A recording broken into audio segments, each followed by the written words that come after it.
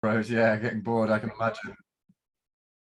So yeah, so the quarantine is a bit of a mission really at the time as well. So limited traveling and lots of regulations and things around it. So, but yeah, I think we can probably get started. So yeah, do ping over any sort of comments and messages and things. But yeah, well, it's really nice to see everyone. And yeah, thank you for the speakers already this morning. This morning? Yeah, this morning. My 3 a.m. here.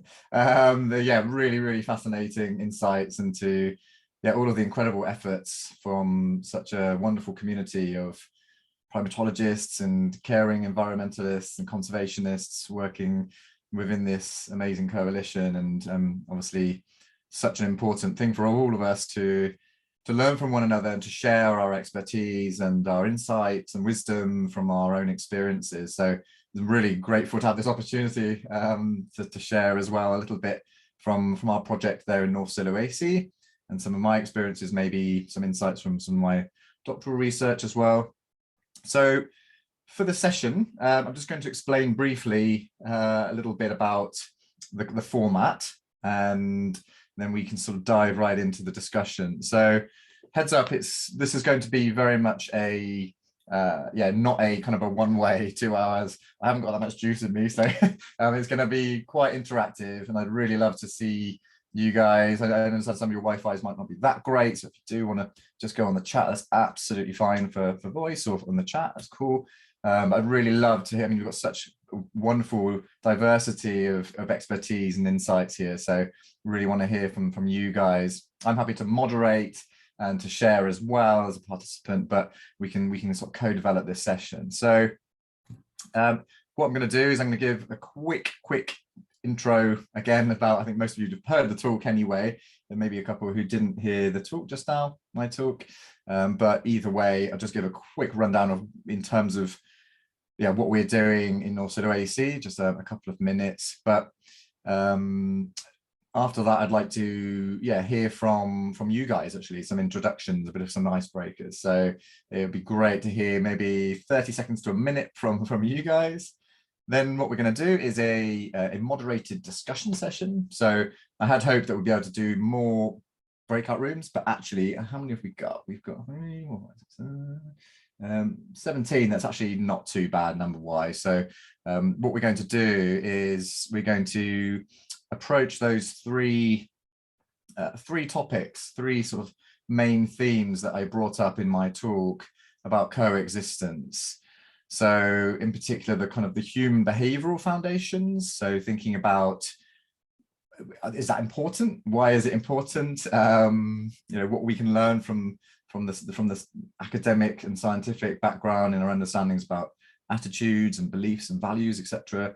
Social, then moving on into more sort of structural aspects of social norms and how we can maybe kind of harness some of the understandings of social norms to ameliorate some of the impacts of these human wildlife interactions and foster coexistence.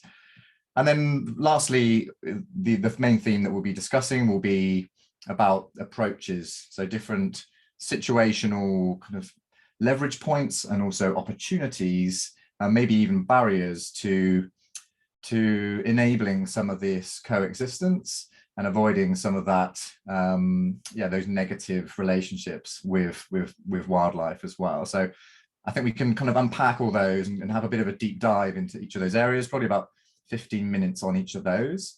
And I'd love to hear from some of your insights from your own experiences in those areas.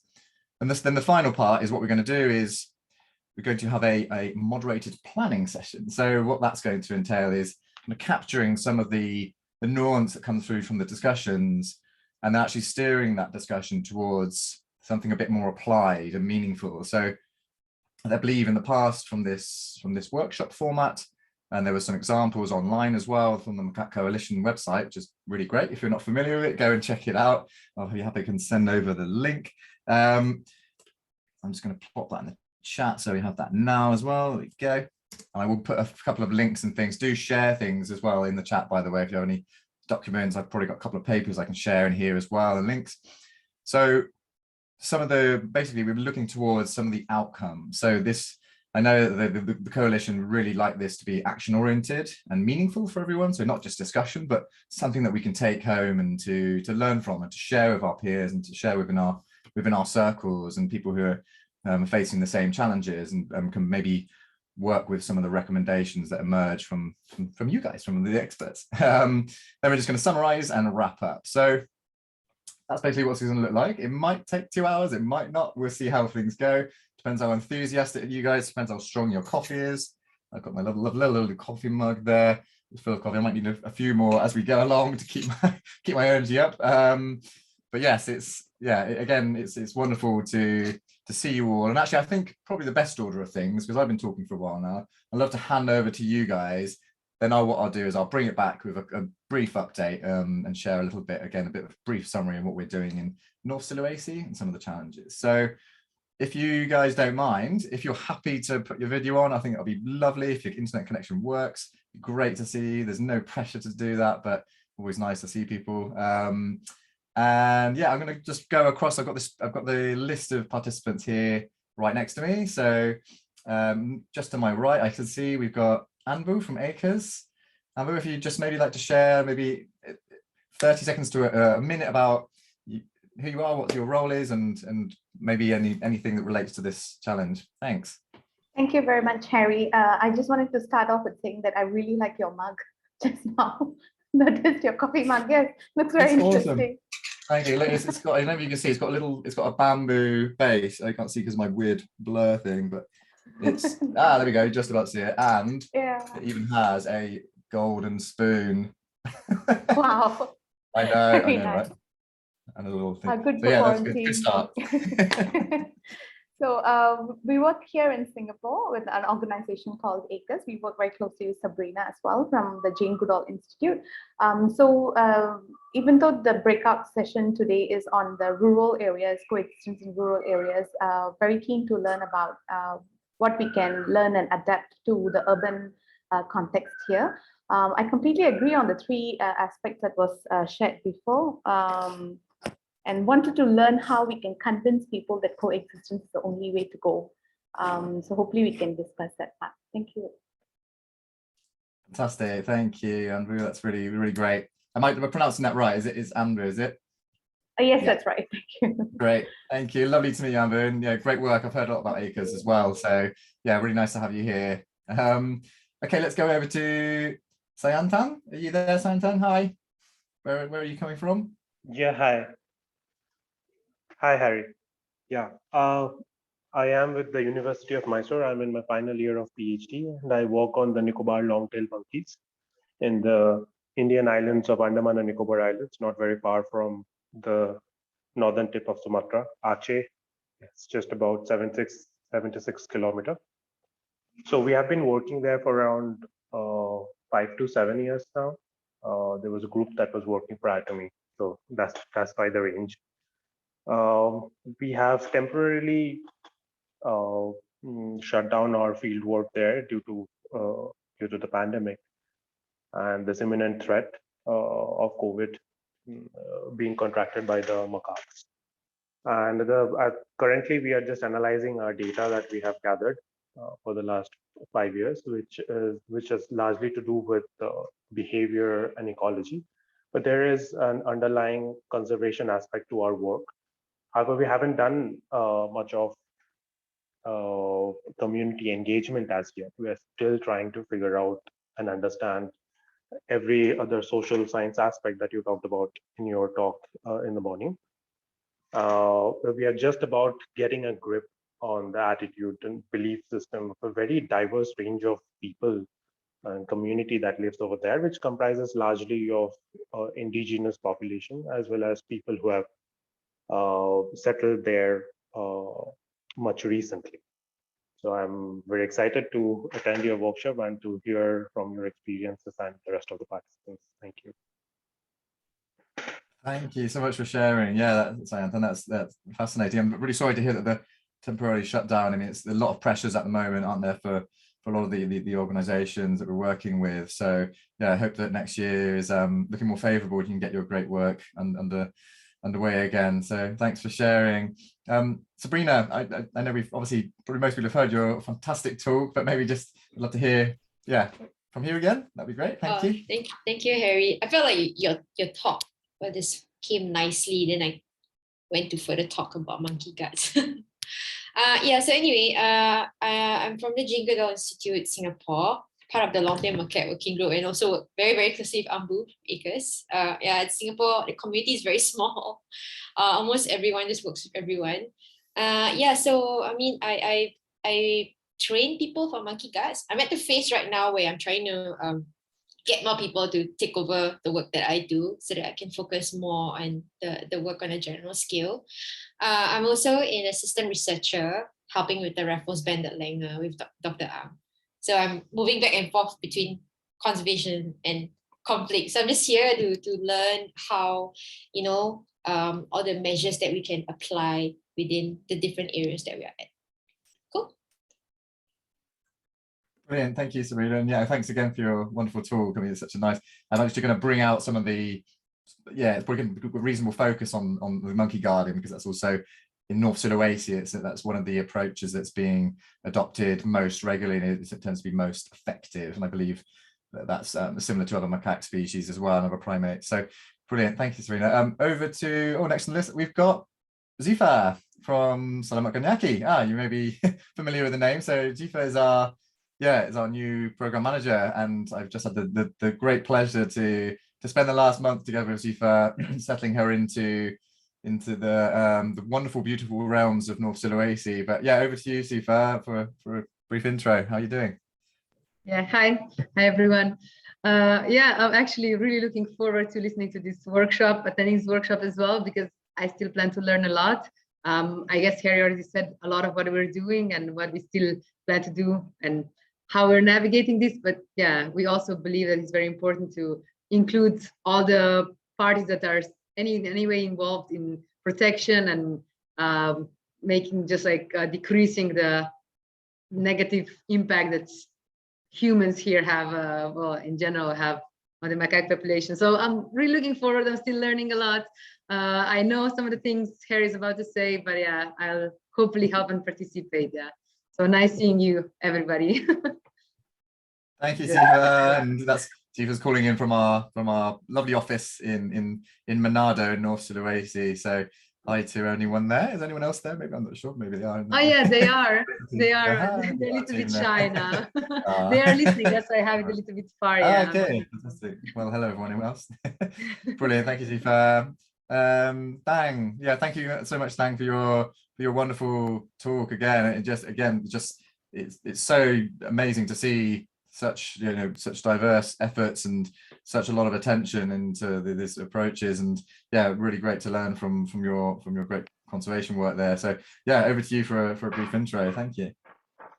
Thanks, Harry, and nice to see you all. Although I met Anbu before, and some of you as well, Ali, and it's also I learned a lot from you as well, Sabrina and Harry, and especially the human macaque conflicts issue is catching our attention as well, because we've heard in some areas it's becoming more and more severe, where macaques are being treated and seen as pests, so destructive animals, and people are trying to find a way to get rid of them, and in the meantime, they're going to foraging the humans area for food, and it's quite tragic actually. So I'm going to learn as much as I could from you all, and I like the monkey guard from Sabrina's experience. So it's great initiative. Excellent. Thank you for the insights and additional input there. Thank, much appreciated. Over to Gwenan. Hi, Gwenan. How you doing? Hi, I'm good, thank you. I'm really happy to be here because it's really nice opportunity to meet so many people in the same kind of area I'm working on. So it's really a great pleasure. So I'm from Liège University in Belgium, and I'm currently doing my PhD in Bali. I'm studying the impact of a sterilization program on the social behavior of monkeys. And we are following the population since 10 years now, around 10 years, and the sterilization program starts since 3 years now. And yeah, so as you could imagine, there is many troubles with the monkeys because they get plenty of food, and local people are complaining because they are breaking their homes, stealing food, also disturbing some tourists sometimes. So yeah, it's quite hard to manage. And yeah, the forest is quite limited, and there is more and more monkeys over the years. So the managers ask for help, and so we suggest about the sterilization process, because in Bali, it's most of the religion is Hinduism, so you cannot kill the monkey, and translocation is not the solution as well. So we start to sterilize the females, because it's fit with how the monkeys are living, like females staying in the same group all their life, and male are migrating. So that's why we do that. And now I'm following the impact. So that's all. Wow, fascinating study. Yeah, and yeah, I'd love to hear more about that as well. I did hear that there was a sterilization program. I've not sort of heard how it's going. I guess that's kind of what your job is to do, to see how effective it is. And there's obviously lots and lots of social cultural dimensions in there as well, which I'd be very interested to hear more about. So yeah, thanks for joining us, Brennan. Really nice to hear. So I believe Tanzine has posted in there. So Tanzine Aziza studying line-tail macaques in Vandala Zoo. Amazing, fantastic. So yeah, feel free if you want to add any other details, but that's great. That's lovely to hear from you, Tanzine. And Ali from the Scorpion Foundation. How are you doing, Ali? Hi, good morning. Or afternoon, where you are. Did you want to share a few words there, Ali, or feel free to post in the chat if you prefer.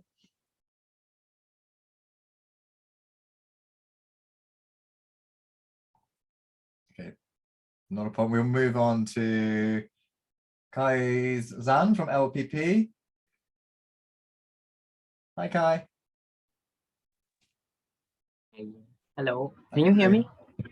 Yes, loud and clear. Okay. Lovely background. So I'm Kai Sian, and I'm from Langer Project Penang, Malaysia.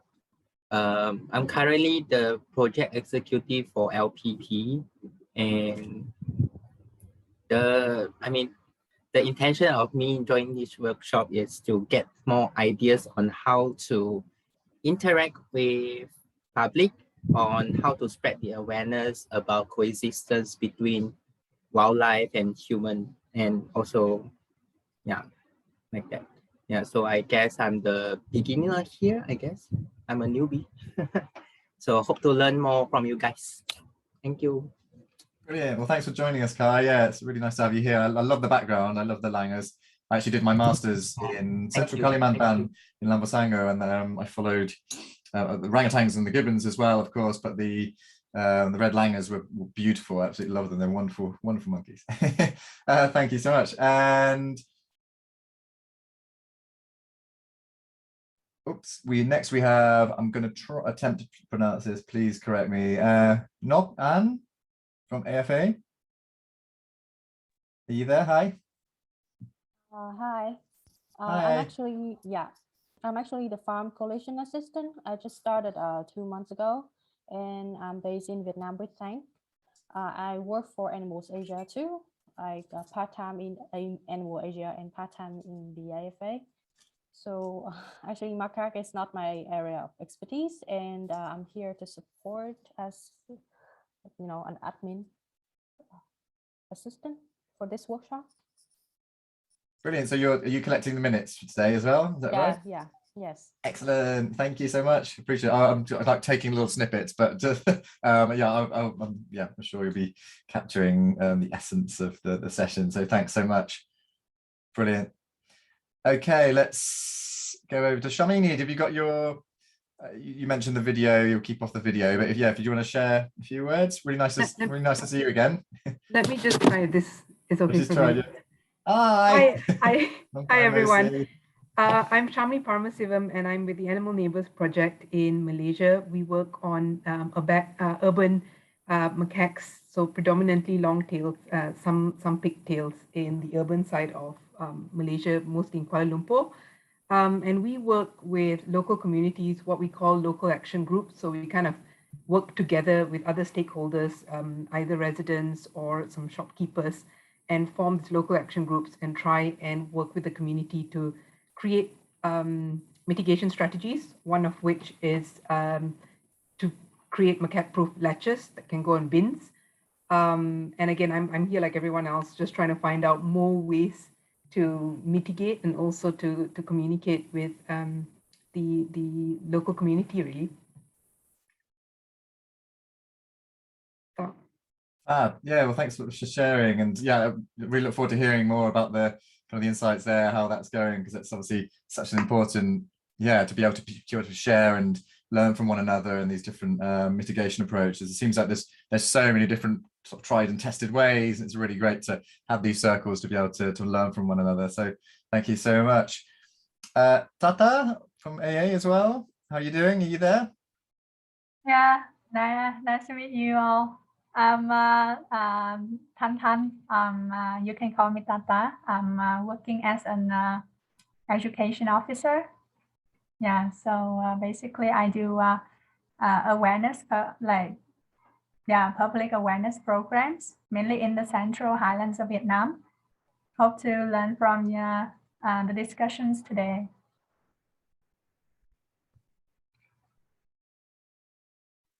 Brilliant, thank you for sharing. Yeah, excellent. We look forward to hearing more.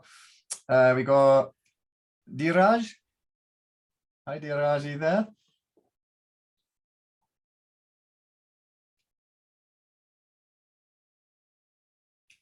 Can't hear you at the moment, Dheeraj. I see you've unmuted, but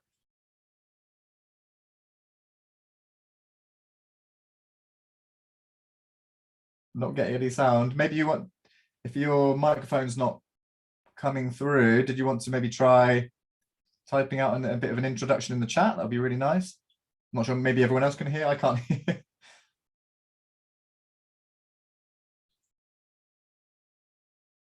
We'll come back to you, Dheeraj. I think, feel free to, there we go. Mic's not working, I guess. Yeah. Feel free to type your intro. Love to hear from whereabouts you're calling in from and what the work that you're involved with.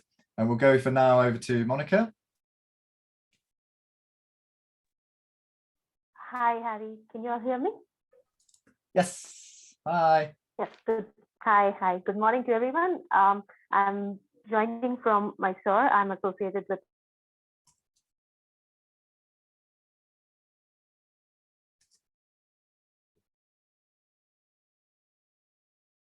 Hello. I think we might have lost you there, Monica, as well. I got as far, I'm not sure if everyone else heard, but I got as far as you're associated with.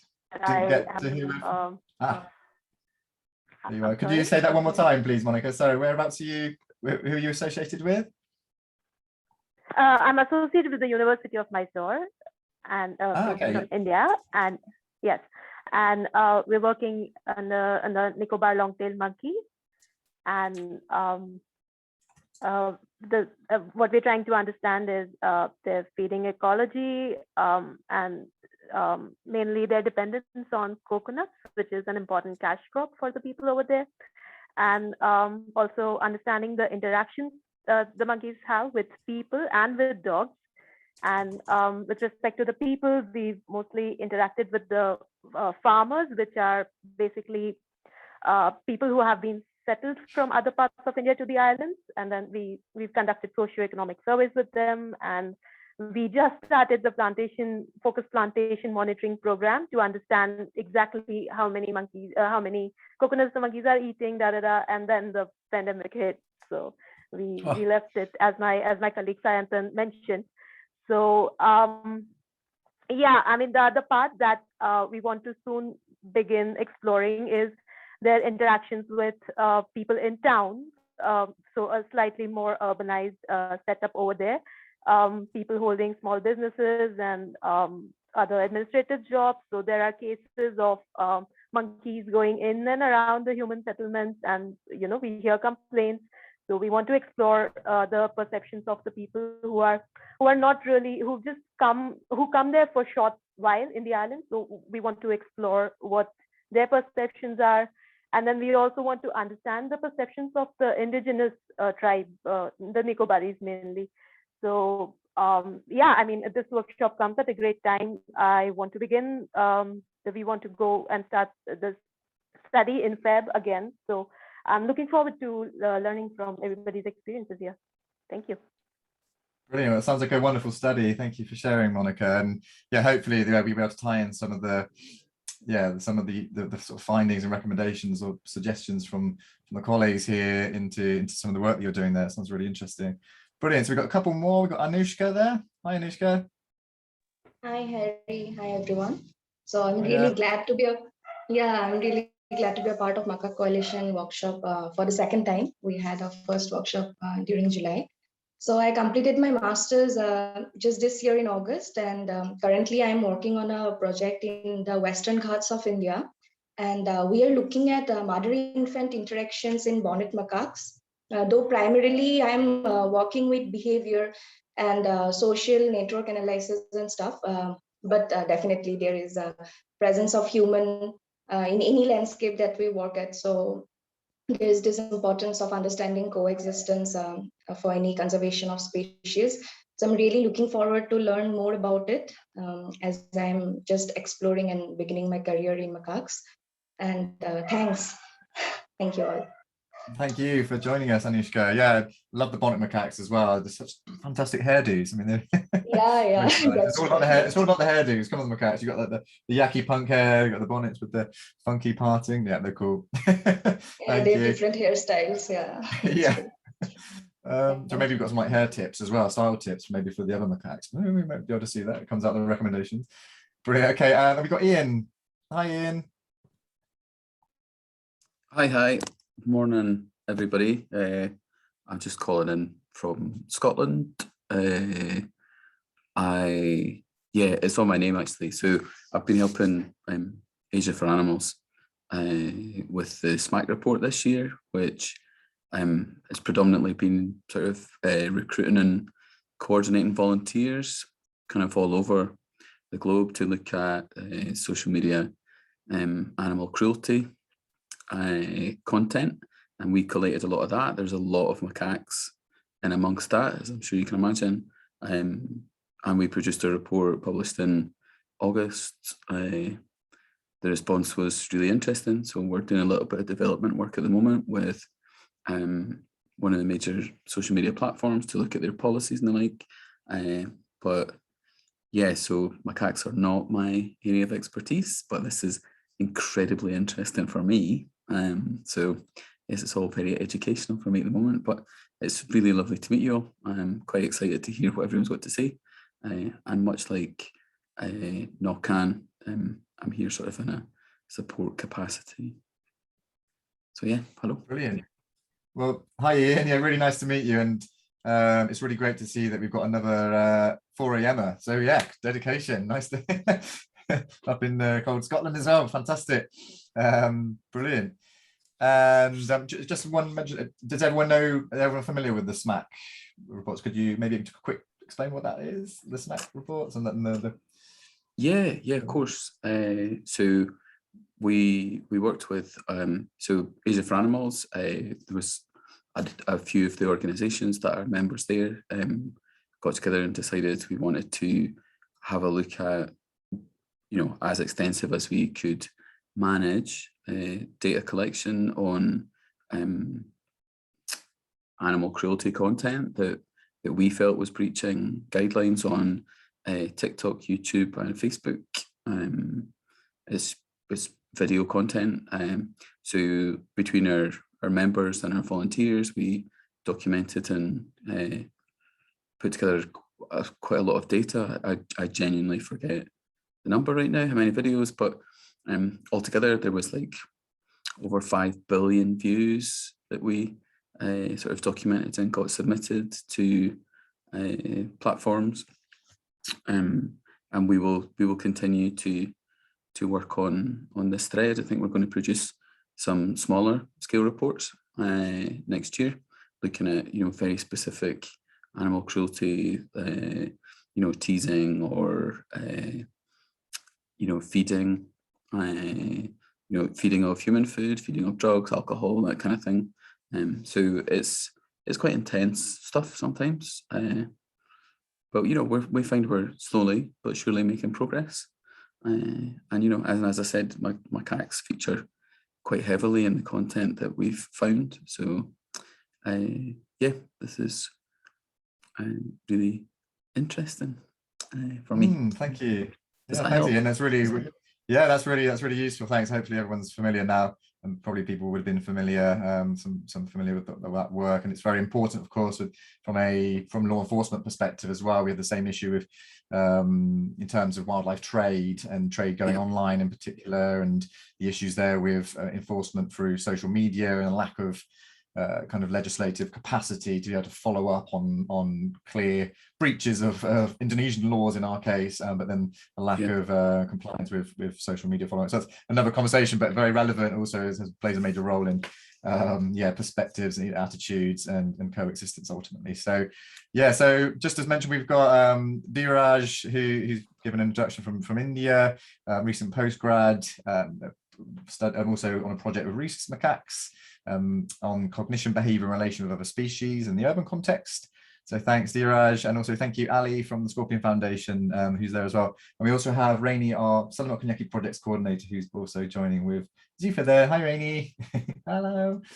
Fantastic. Okay, guys, so that's that's some lovely introductions. I feel much closer to everyone now, and yeah, really nice to hear from you, and a real diversity of input and perspective. So hopefully, we can all share during this session as well. So yeah, I think just to very quickly, probably most of you may have seen my talk. So I'm Harry, I'm the program director for Sulawesi Cognacque, the holistic conservation program in North Sulawesi, focused on the critically endangered Sulawesi crested black macaques, and who've had these 80% population declines in 40 years. So again, hunting and habitat loss as major sort of drivers of those threats. We have developed a holistic program. So through the process of developing the species action plan as the main sort of overarching strategy document, which has now been institutionalized into the Indonesian government and upscaled into the Biodiversity Directorate of the Environment and Forestry Ministry. That's kind of stemmed through into all of our conservation approaches and actions and objectives over the years. So largely focused on 2 working units: protected area management and education and awareness raising, and also research through our biodiversity monitoring unit, and sort of trying to tie in all of the social data as well. So very much looking at coexistence from a very kind of a multifaceted approach. So coexistence is often very much associated with crop foraging and those direct interactions, but obviously a huge part of that level of tolerance and the underpinning relationship of that human-wildlife relationship, it stems with attitudes, values, and I guess beliefs, which will then are kind of more of the social, psychological, and the sociological factors. So that's something I'd like to kind of drill down a little bit into as part of this session today. So in North Sulawesi, for example, I just want important to note really that we don't really know much at all about the level of human-wildlife interactions other than sort of anecdotal and some basic indicators from our previous socio-demographic and attitudinal surveys that we've done over the years. So there's a huge amount that needs to be understood because it can be a very sort of powerful kind of influencer in terms of perceptions. We've seen this in other locations, I'm sure probably from some of you guys as well, that if there's generally a problem monkeys who raise crops or who damage livelihoods, then it's likely to permeate throughout society. So there's very challenging to have positive attitudes to monkeys or other wildlife if they are if there are kind of negative associations with those relationships. So within our framework for action, which has come from the species action plan, we have a plan. We haven't got that far of it yet to document the frequency of crop foraging, related damage and potential damage as well, and also how that connects to the related perceptions across the native range, which is of course North Sulawesi in Indonesia. Also, I've been sort of learning from my previous work in Southeast Sulawesi, working with Dr. Nancy Priston, who has developed some innovative ways to estimate crop damage. So this is very useful, and hopefully this is something that comes through in our next session about the moderated planning. So how to make some of the suggestions and recommendations from you guys and some of the thoughts in kind of in a meaningful format as well. So using these exclosure plots, Nancy was able to look at which crops were located where and the potentiality for potential damage. So that's something that we'd like to potentially do in North Sulawesi and also on Bacan Island. So we have just a quick backlog on this story. There's an introduced population of Macaca nigra in South Halmahera in the Moluccas, of numbers of which have floated around very, very high numbers. I've been there in 2013, and we had a reasonably high group encounter rate, and still very much not much known about the population, their ecological impact, but they are not considered in the IUCN assessment for their status. So that's what we're looking to do there as well, is to be able to work together with farmers and hunters, because it's a very different sociocultural situation there. There's not the level of hunting, and there's very small indicators that maybe some hunters there. It's mostly farmers maybe setting traps or persecuting them. So trying to understand differences from the mainland population and the island population of Bacan. And also currently the project we're working on for the Asian Species Action Partnership, where it involves community patrols. So into the forest, been very important throughout the pandemic. And as building on the work by Sabrina and others as well, the importance of this monkey guarding. So sentinel guarding, particularly right along the periphery on the forest farm border. But what we're looking to also do is something we haven't quite been able to actualize this last year because of the limitations because of the pandemic, is working together with the local communities in key areas around the nature reserves to have focus group discussions, looking at co-creating, working together and co-creating solutions for coexistence and for this crop foraging issues as well. So that's that context. And what I'd like to do now and go into is build on those three key areas. So I've got someone coming in. Ali, your microphone's coming on. Hi.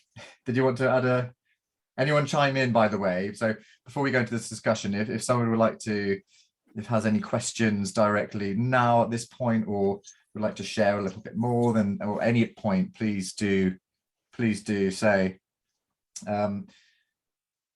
Any thoughts at this point, or should we go into the kind of the structured moderation session? Are you all right there, Ali? You've got your mic. Your mic is on. Did you want to add some points, or? It's got off again. Okay, no worries. Brilliant. So what we're going to do is, as I said, look at these those three critical issues I identified as particularly poignant or important for understanding coexistence and working towards manageable and sustainable solutions. So I've split those up into firstly the human behavioral foundations, then of course the social norms, and then also the situational approaches, so opportunities and limitations for sustainable transitions, for upscaling and using some of the proven best practice. So firstly, let's have a conversation then. I'm going to open this up. I really want to hear from you guys. Obviously, I shared a little bit about those different behavioral foundations, and I've mentioned a little bit about the way I split it up in terms of understanding people's relationship with nature and their perspective and perceptions of wildlife. And I've broken those down into attitudes, values, and beliefs. So just very briefly, an attitude is a personal evaluation of perceptions of behavioral consequences. So like what is going to be the outcome, and therefore my thoughts about that object or scenario. Then we've got beliefs. So it's generally acceptance that something exists or is true, especially that without evidence. And that might be a religious belief, or it might be a community belief in something, or even a taboo or a cultural thing. And then values are really important because they represent our guiding principles, our broadest motivations, and they influence our perceptions, our attitudes, judgments, and also consequently how we behave. So building on this understanding of human behavior in a very tight nutshell there, I'd love to go over to you and just think, why is it important to understand those aspects, and how might those understandings influence this coexistence? So yeah, over to you guys. Let's spend a little bit of time on this human behavior and attitudes, values, beliefs, norms. Sorry, not norms yet. We're going to go norms in the next section. So more about the individuals for now. So yeah, what are your thoughts on there? Opening up the floor to you guys. So love to hear from you. Thanks.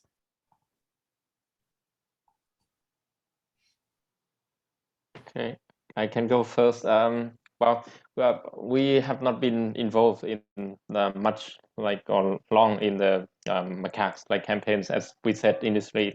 It's not our initial intention, but from our main work, the ending the bear bar farming, we learned that understanding people's mindset and opinion about the products. For example, in the case of bear, is the bear bars being used in the traditional medicine, and we have to accept that or respect their understanding that it is it works for them. For people, they believe that bear bars treat their illness, and then we work around that. So we found alternative, plant-based alternative. And it's instead of telling people that it's not working with them, showing an alternative is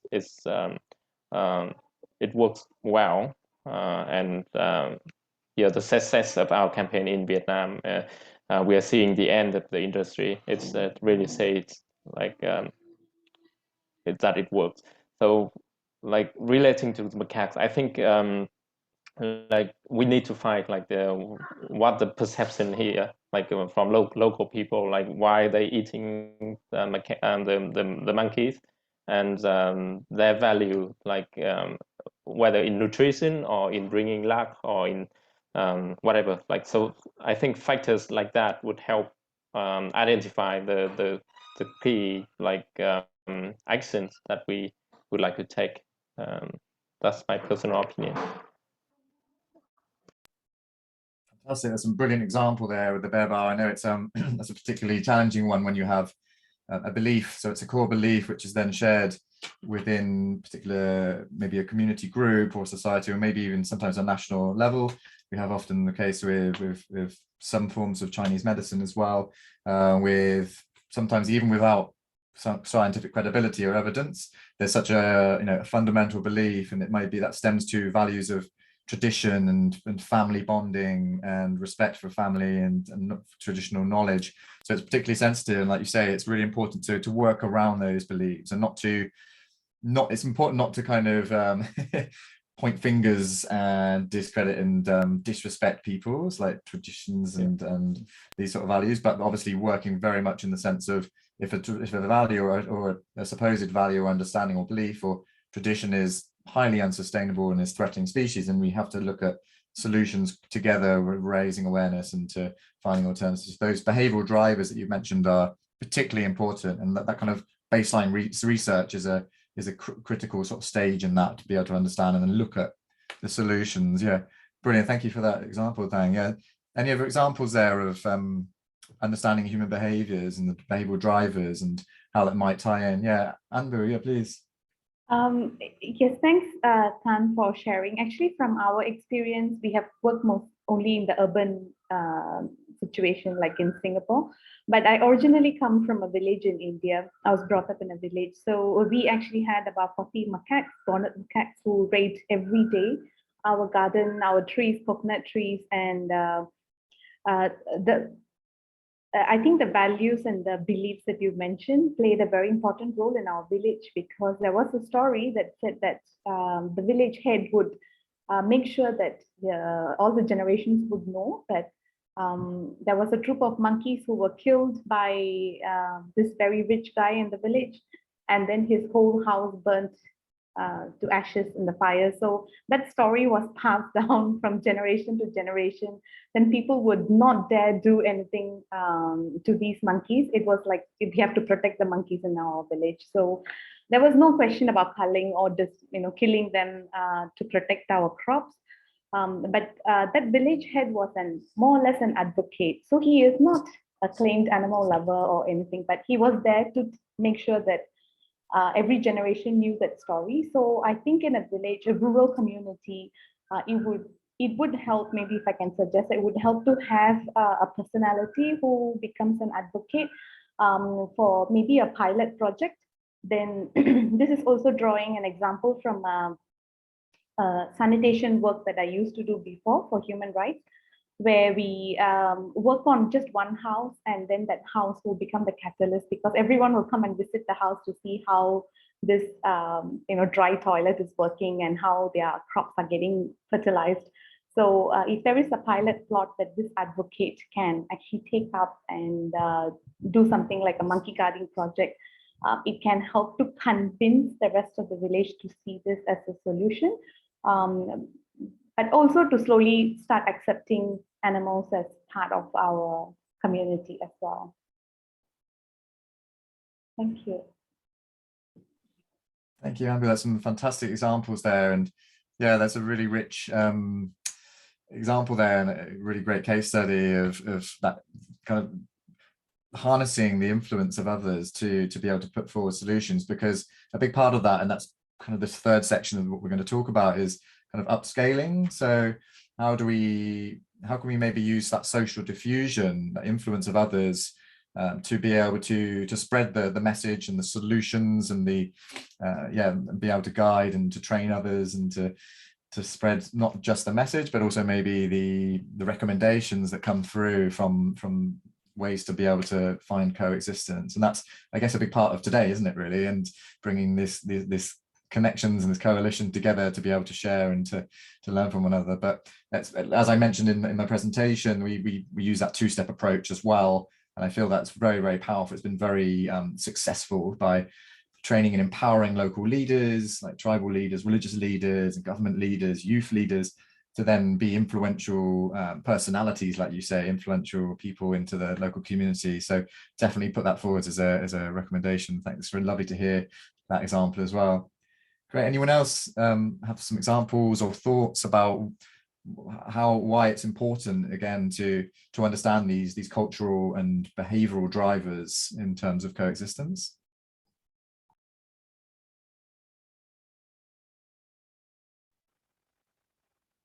I'd like to comment on that.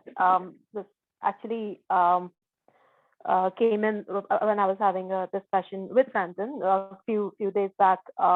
We were talking about how values can not always be responsible for responsible behavior towards animals or monkeys more specifically. So the same values can prevent you from killing them, but then the same values can also encourage you to feed them, So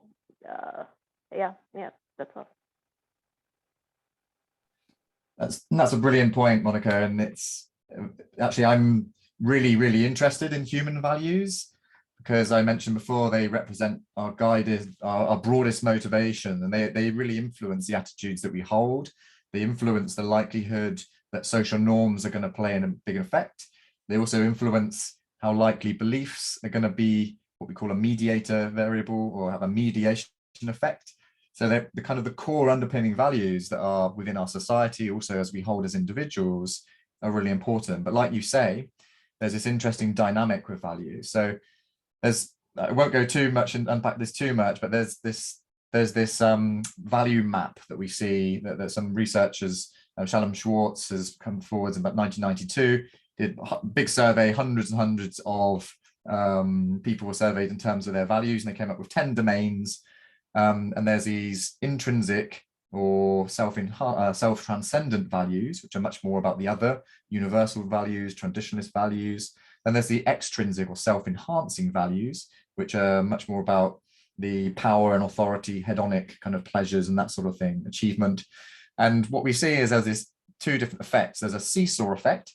So that one moment we may be appealing to someone's universalism type values, which may in turn work together with traditionalist type values and looking out for families and caring for the elders and learning traditions. Whereas on the other side, if we're talking about sort of power and money and authority, what we see is that with that seesaw effect, we kind of pull away from the propensity or the likeliness for people to see themselves as part of nature, that universalism, that oneness or unity with others. So there's this also this bleed over effect, so that if we speak to someone's we talk about money and power and things, then that can also bleed over into other value domains as well, and also then have a detrimental effect for the likeliness of the values that we want to see in terms of nature protection. So it's very important to understand values, I think, to be able to work with communities. I strongly suggest like ethnographies to be able to then understand community values and the people that are directly associated with coexistence or any interactions, negative interactions, and then working within those value sets and priming certain value types because they have been proven to be able to be primed.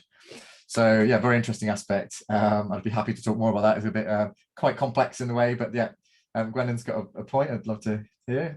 Feel free, Gwendolyn. Yeah, if I just want to add something, I think some people sometimes are also quite shared in the thought. I don't know if it's properly English to say like this, but like they are shared in their source, you know. So at one point they think to the east, and at the other point they think to the west. To give you an example, it's like here in Bali, they believe they should to protect monkey because it's part of their Inuit culture. But at the meantime, the monkey are doing a lot of troubles. And they live from the tourists the monkey bring in Bali, like in this spot area here, and people win money from them. But by the meantime, they also complain because monkeys are breaking stuff, so they are not sure to what they really want, like trying to take care about the monkey, but at the meantime, trying to chase them away. And it's like also they are kind of protecting in their monkey forest area, but if the monkey came out, sometimes there is some people not trying to really kill them, but sometimes just shoot on them. And they, of course, they don't want monkeys coming in their area, but the meantime you can really badly hurt them or even kill them. And yeah, it's like they don't really know what they want actually, and it's very hard to deal with this kind of stuff. Just to add. Really important point, Gwennon, that you raised there. And I've noticed a couple of hands up. I'll go to you just a moment, Sharmini, on this as well, if you'd like to follow on. But just to add, there's what I'm sort of capturing from that as well is something that featured for my research quite interestingly was what we call cognitive dissonance. So this is people often holding kind of two opposing set of values or attitudes at one time.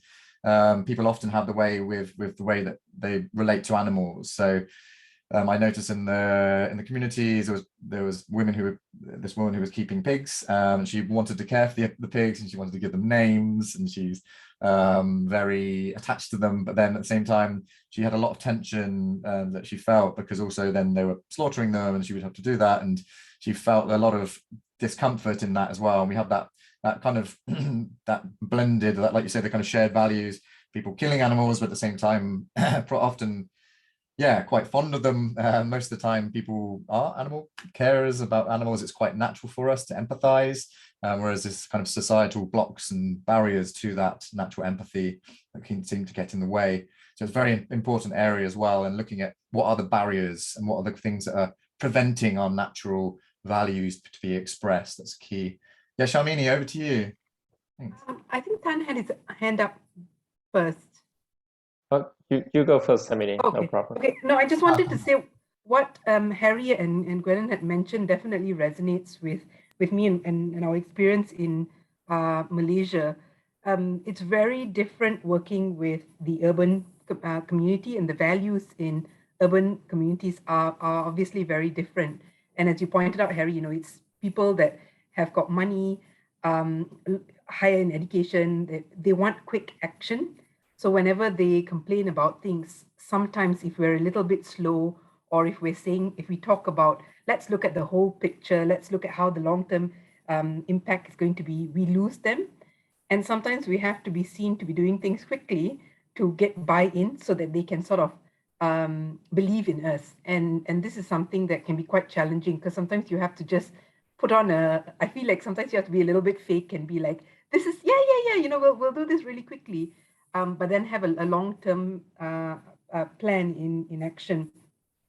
But also the other thing was looking at different groups. So in KL, for example, there are not only Malaysians that live in this community, but we have a lot of foreigners that again are expats, and they have got a lot of money as well, and their values are completely different.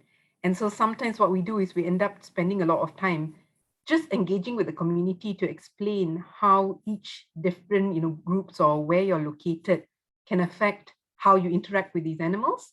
Because if the monkeys aren't, are just passing by your garden versus actually sitting on your roof and breaking your tiles, you have very different appreciation for the animals.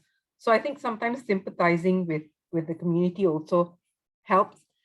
But the other point is just to highlight is sometimes we fail. I know we talk a lot about the positive things that work, and sometimes with these communities, it will, in my experience, I've spent a lot of time engaging with the community, and after a while they get fed up and they just go down the route of complaining and getting the macaques culled. And I feel very defeated. And sometimes, it's nice to know that other individuals also experience the same thing. And it's just important not to give up, because from my experience, they'll come around again. They take the quick solution and then they'll come around and be like, okay, that didn't work. Now can you kind of help us? Thank you. Thanks, Shalmini. That's really nice to hear that you're sharing there with the communities in Malaysia. And I think there's such an important point there. I think everyone's under pressure in the conservation sector because it's extremely challenging. It's also extremely complex, and not everything works. So because of those, compounding factors, there's naturally going to be some sort of trial and error. And it's obviously within the global communities, we try and share best practice, try to avoid reinventing the wheel wherever possible, have these kind of coalitions that we've got here to learn from one another. But everything is contextual and context specific often. Some things just don't work. So like you say, like being positive, staying optimistic, recognizing and being humble and kind of harnessing that humility, that recognizing that things may not always work. And we've seen it in North Sulawesi. We try some things, we go in there like, this would be a great idea, and it's either just really hard to actualize, or it just maybe isn't working in the same way that we thought it would be, or it's more complex. Then you just have to be very, very accepting of that and look at the best ways to move forwards positively and utilizing the resources which are available in the best and most optimal way. So, but that's a really nice point. Thanks for sharing, Shalmini. And Thang, over to you. Thanks. Yeah, just I think the point here that I agree with, and I understand what Wynon's concerns, and I agree with everything you say, and just trying to raise a point here is that we do respect the values of like the local community and the different thoughts, but I think in some we need also to consider to what point whether like we negotiate, and if it's like we accepting them and supporting, but it goes against our goal, then we need to draw a line. And just from our experience working with the local community, so we supported a pagoda where there was a nun who rescued the macaques from restaurants, like from being eaten, but then kept them in very small tiny cage, and also like socialize with them, like treat them, some of them like pets. And then when the link, like relationship, like develops, he abandoned them and found like another smaller, younger macaques, and prefer the younger one. So it's like it's not acceptable. And another example is like preventing us from castrating for integration, and that's where we think we understand the seeing the mindset of like a Buddhist monk who don't want to castrate animals, and who wants like them to live like a natural life. But then like whether we negotiate with that, or for the welfare of the macaques, we do like work on like getting to the point where they could be integrated and potentially released, and preventing her from like making more, like torturing more animals, like for her love of having a pet macaque. So yeah, I guess my point here is like we need to like have a line of to draw a line where we could not negotiate further. Yeah, and that just reiterates how big the challenge is, because when we get into these sensitive ethical situations where people, their supposed traditions and what they believe is acceptable, it's very challenging to be able to, like you say, be able to enforce certain approaches or methods, or even regulations and laws when they go against those. So it's a big undertaking, and it takes a lot of very sort of sensitive ethical development and understanding with local communities as well. So yes, but there is definitely a line needs to be drawn in terms of humans' impacts. We need to move forward to something that I think that for me what's really important is that behaviors which reduce the threats or harm to other beings. I think that's a key sort of starting point. But that kind of tiptoeing into the opening up a rabbit hole of morality and ethics. But just kind of want to feed into this, into the sort of the second section a little bit on this in terms of social norms. So I mentioned that earlier in my talk a little bit. And I mentioned, I believe, the kind of why social norms were important, but I'd love to, again, just sort of maybe hear from some of your particular case studies in where maybe you've understood or identified a social norm which was in the society that was maybe then not positive in terms of coexistence, and then how it was maybe approached and changed and tackled, because social norms are a really key aspect. They really influence, like again, a bit like values, the expression of those attitudes and values and perceptions. So an example, and again, just the case study that we have in North Sulawesi, we have those 3 key social practices that we work with, or we target. They are hunting, trade, and consumption of bushmeat. We also look at logging and other areas, but those 3 main practices: hunting, trading, and consumption. And we look at how those social practices are intertwined and how they connect. But importantly, it's the social norms which prop them up and support them, and ultimately will be their downfall, those certain practices. So I'd love to hear from you guys in terms of the social norms in your case studies and how they're important to coexistence. Actually, just before I go in, there's just 2 types of social norms. It's worth recognizing, and I hope this is useful for people if you're not already familiar with these 2 different types. So the first type of social norm that we look at in social science is a descriptive social norm. So this is essentially what most people believe most people are doing. So it might be I go, oh, well, everyone in the community, they're eating monkeys. I heard them talking about it yesterday. They're eating the monkey. So I'm going to do it again. I'm going to do it as well because I feel it's you know, that most people are doing it. I better do it. So, okay. Whereas the other type of social norm is called an injunctive social norm. Funny word. Don't worry about the word itself. It's more about what's acceptable and popular. So it's more about the acceptability and popularity. And that's where populism has rose over this last couple of years in political spheres. And it's about what most people believe is the right thing to do. So actually it might be that there's not many people eating monkeys, but everyone believes that it's the right thing to do and then it's okay. Or it might be the other way around. It might be that there's only a couple of people eating monkeys, but actually the society thinks it's a really bad thing. Like here in the UK, for example, it would be a really bad thing to do. So that's an injunctive social norm, what people believe is acceptable or ethical or moral. So yes, with that understanding and that kind of underpinning, from you guys, do you have some examples you'd like to share in terms of social norms which have affected this coexistence and maybe some ways to change or introduce new social norms? Thanks. Who wants to share? Yeah, hi, Harry. I would come in here. Hi, Simon. Yeah, I can, loud and clear. Yeah, thanks. Yeah, so I have, so you gave an example where descriptive social norm was not favorable, and then injunctive social norm favored conservation and a certain bit of negative perception towards bushmeat consumption in your study area, right? I have quite the opposite example to give, wherein in the study, at least the way I understand the indigenous population there, and this is once again based on informal discussion.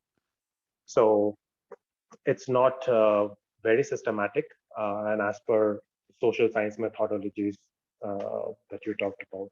So we need to do a very detailed, systematic social survey to understand this. But my general perception based on my experience with the indigenous tribe has been that there was an existing social norm and wherein macaques were not harmed, because it was believed that if you harm them, that a younger family member would be in danger. That's the reason why the local tribe there never harmed the macaques. But very recently, from probably the last 2 or 3 decades, the social norm has shifted a bit, wherein a negative perception towards the macaques have developed. And there are several reasons for that. Now, people don't really adhere to their traditional belief, and the current injunctive social norm, based on how you have described it and how I comprehend it, is now to use a certain degree of hostile measures towards them. And this is, I'm sorry to be speaking too much abstraction. This has to do with monkeys coming into coconut palms and feeding on coconuts, like Monica, my colleague, has described. And the hostility towards these macaques seem to have grown as and when coconut became a cash crop and the community derived their primary source of sustenance from them. I've heard of stories when coconut was not a cash crop and was not the main dependent source. And during those times, the level of tolerance towards monkeys feeding on coconuts was very high, and there was much greater adherence to the descriptive social norm, which now seems to be moving towards punishing the monkeys, punishing a single individual, and then setting it as an example for other macaques to witness, so that the macaques do not then enter coconut plantations. Yeah, so that is that. Thank you. That's a fantastic example. Thanks for sharing, Santan. Is that something that you're currently, or when the project comes back up and running next year, is that something that you'd be able to, is there sort of a potential research project there that could provide perhaps some indicators of the efficacy of that and the kind of those shift in those norms, do you think? Is that an area of Yes, scope? yes, absolutely. Yeah, in fact, there is a lot of discussion among the tribe, wherein there is a group that says that this practice, that our original idea of macaques not being harmed and we seeing them as our ancestors should sustain, versus a very powerful group of people who otherwise are extremely, entrepreneurial, so as to say, and are modernized to quite an extent. So value their economic sustenance and their economic prosperity over the tribe's social norms. So in fact, they're trying to build a counter narrative wherein they're trying to, convince us that these macaques were never present earlier and they have colonized the island very recently. And I find that to be, although interesting, but absolutely ridiculous, because there are scientific examples of, there are genetic studies to suggest that they have been there for millions of years. I mean, at least close to 1.25 million years. Whereas as the indigenous population, one of the local tribal captains tells me that they were never here, and they had arrived when they were moving their canoe from a neighboring island where macaques are present, and they colonized this island, which was a very recent event. Yeah, so I don't know if this is an attempt to build a counter narrative, but I've heard of discussions happening between these two sections of people, and there is a rift between the two. And that's a whole other challenge, isn't it? When you've got, these, it's often the case with these, like you say, the counter narratives which emerge, which then have to be kind of reconciled with our very own sort of campaign approaches and messages. And this comes back to some of the framing of the messages and what, I guess, the efficacy of the messaging which goes out, and are they in line with other people's interpretations, and how to sensitively sort of reconcile with those, these alternative narratives which are getting put across, and also a lack of trust sometimes in communications. It's another kind of dimension to it as well. So yeah, thanks for sharing those examples. Sabrina, did you want to add your experience there from JDI? Yeah, I think especially particularly in Singapore, we're super urbanized, but I mean, I have to say this, Singaporeans, we are pretty spoiled in a way, because we grew up in this society where the people are heavily reliant on the government to solve the problem, right? So whether it's a wildlife related issue or whether it's a litter issue, they don't like it. Even though that we've progressed, people are still heavily reliant on the government to do work without, and it's quite scary sometimes, because they don't see themselves as part of the solution or the problem, right? So I mean, for us as a working group, especially for Macaques, right, it does pose as a challenge, and this actually goes in line with the social status of the people who live here, right? So it's like it's very different in how they accept the advice that we give them, like say for people who live in the high-rise residential area as compared to people who live in like the landed houses, is very different. And then I think Ambu put it in the chat that level of entitlement is sometimes like it's crazy, it's out of the world. But then again, we're also trying to find this nice balance where we have different age group, and then we have the senior citizens who grow up and seeing macaques is a norm. Then there's a split whereby they feel like, oh, I've grown up with them, I've seen them, they're no harm, like you leave them, they're fine. But then there's also another group where like they were never a problem, but now they're like always there, they're visiting. So the government needs to do something, right? And then there's also the challenge with the new age community, and especially now, like with COVID, right? Like more people are visiting the parks, and it's quite scary that they don't know a lot of things that's happening in our nature scene, right? Like they don't even know that that you're not supposed to do this when you see macaques. You're not even supposed to feed. So that gap is actually is where we see a need. That's actually, it is an opportunity for us to come in and identify where the efforts should be put in. Yeah, but I think that's a challenge in Singapore, where we're trying to make people be part of the solution. Yeah.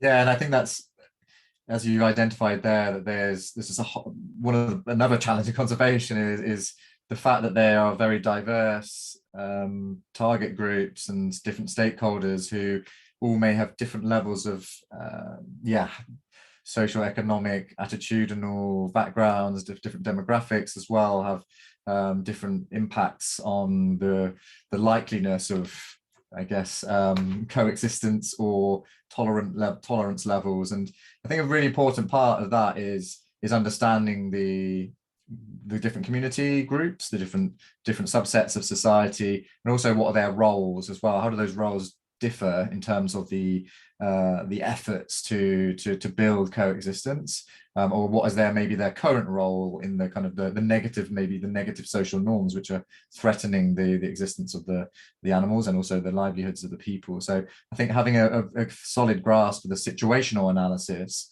understanding that, I think, through both qualitative and quantitative lenses is a really important part of designing bespoke intervention measures for these kind of interactions, which are incredibly complex. But it's really interesting to hear these different insights from different areas, because it really does vary across different subsets. So we've got a couple of comments there from again from Sayantan and Anbu. Sayantan, would you like to jump in?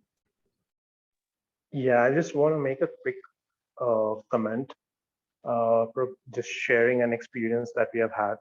So what we have noticed is, and I mean, we as a research team, when we went to our field sites, and what we tended to do was to speak to people in general and not specifically focus on hostilities with wildlife and specifically with macaques. And the general tendency and the grievances that people shared with us, in many cases, never ever mentioned macaques. Whereas you go to a similar group of people in the same community and you mention to them about the problems they have with macaques, they'll give you a whole list of issues.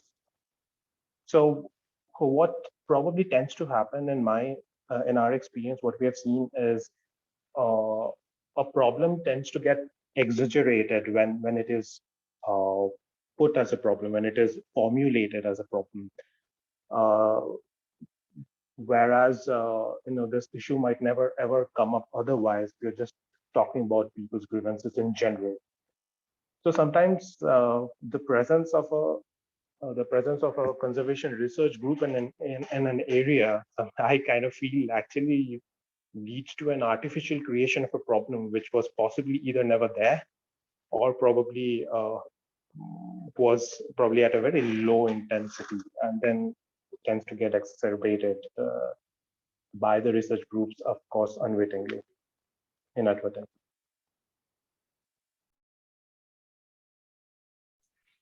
Excellent, thank you for sharing that point. And Amber, did you want to build on that or share about?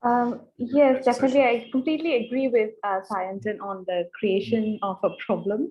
I just wanted to talk about a case that happened yesterday, which was a very dramatic, because someone got bitten by a family of otters in Singapore. And the title of the article, I just shared the link, it says that I actually thought I was going to die. The man who got bitten by otters. So it was made very dramatic. And when media was asking, they wanted to ask us about, is there any rabies concern that they got bitten by a mammal? So we actually refused to answer those questions. I said, even for us to say that there's no concern for rabies is unnecessarily touching on the topic of rabies, and people would talk about rabies in wild animals. So I think I agree with Sayantan. So on that topic of the collective behavior and social norms, we try to, from our side, we try to tell people that everyone needs to play a role. The one example is the otter example, where a jogger actually jogged through a family of otters with pups, and the otters got triggered and they bit the person who was standing behind him, behind the jogger. So the person who got bitten did nothing to do with the otters getting triggered, but he got bitten in the end.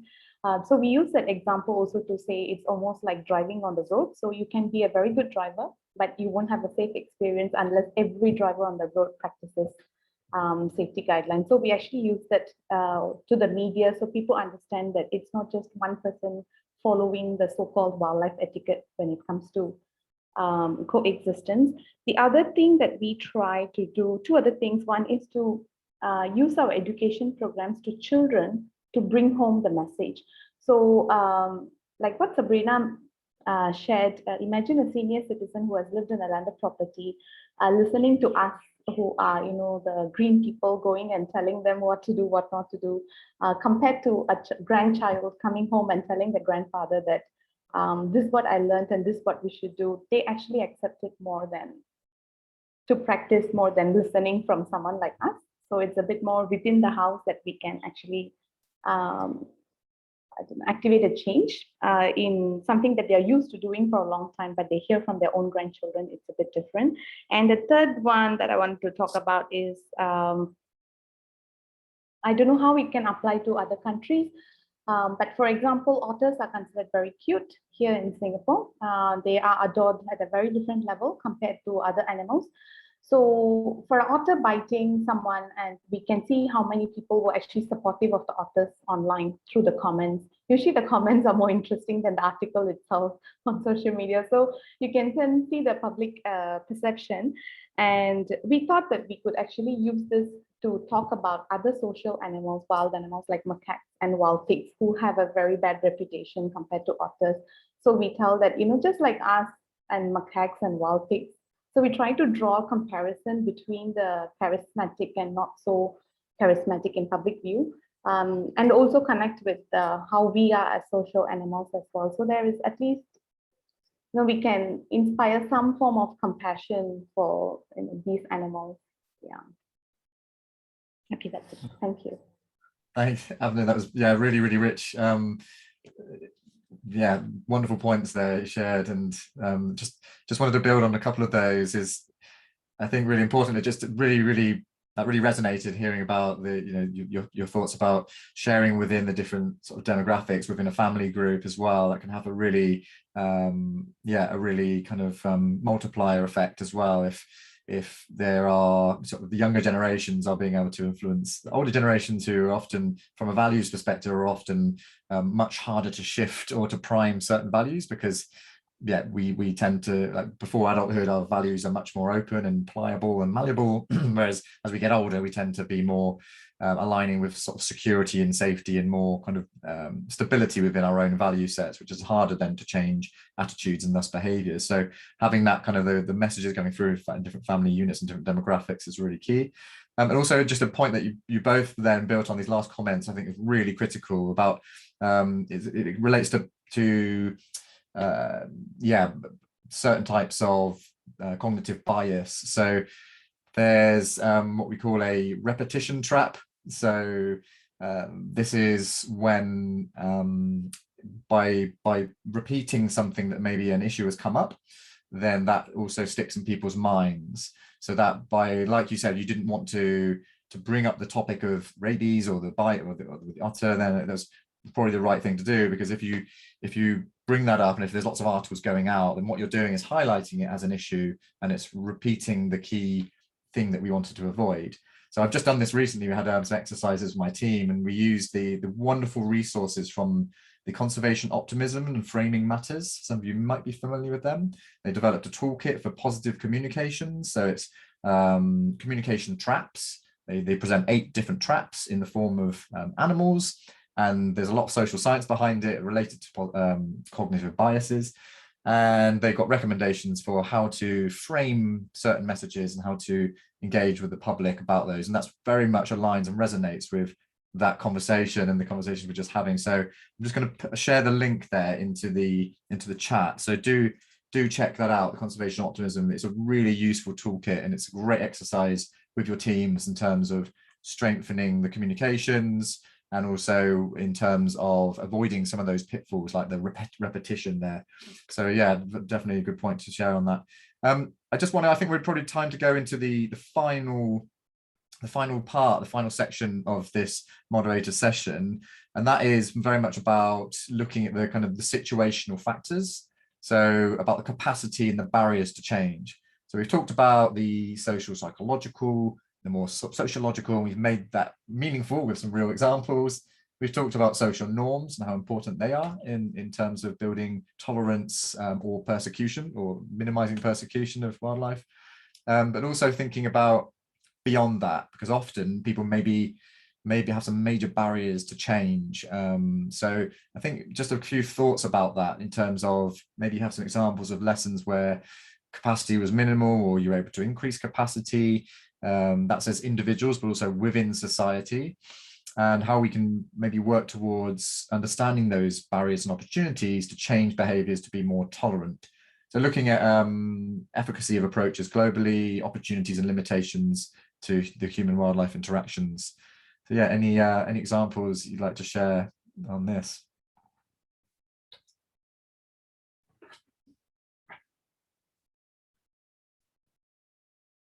Any thoughts? Anyone who hasn't had a voice yet, or hasn't spoken up, feel free to. I think we've got half an hour left of this session, so yeah, I'd love to hear from as many as possible to get this sort of diversity of case studies. And if it's a comment as well about something not directly related to that kind of capacity or barriers, then please go ahead at this point. Yeah, I'd love to hear from some others there.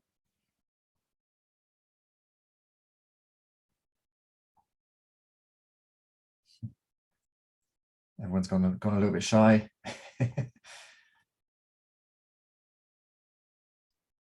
I think we all started reading the page that you shared. Yeah, I think so. Yeah, so shared the link, and everyone's gone off to the Conservation Optimism website probably. So any examples? And do you have an example there, maybe as you're on, in terms of any sort of barriers to change, or any kind of situational factors that you feel are relevant to coexistence? I think that it's very similar to what I shared earlier on the fact that one person, or just one person, if I don't make a change, it's not going to affect the experience fully, right? So, for example, in a residential estate where we were doing monkey guarding for 5 months, and we were observing people's behavior in the estate, and we realized that there were some who are very keen on what's going on, what are the monkey guards doing, they give us drinks and they're very friendly and all that, but we realized there are some who actually didn't bother. They did not bother to change the way they were managing food waste in the estate. And we had to point it out to all the residents that even if one resident did not do it properly, the whole resident will not have a positive experience with macaque, the troops were sitting there. So it was very difficult to engage those residents who were not following. Every time we have a engagement, like a roundtable, I think it's called a town hall session, they will not come. These people who don't care, they will not come. So we had to find ways to talk to them. What we did was we spoke to the helpers, the domestic helpers in the unit, who congregate sometime, and we managed to reach out to the domestic helpers to talk to their own employers to talk about this issue, because when the employers leave the house, it's the domestic helpers who are in the house facing the human macaque conflict.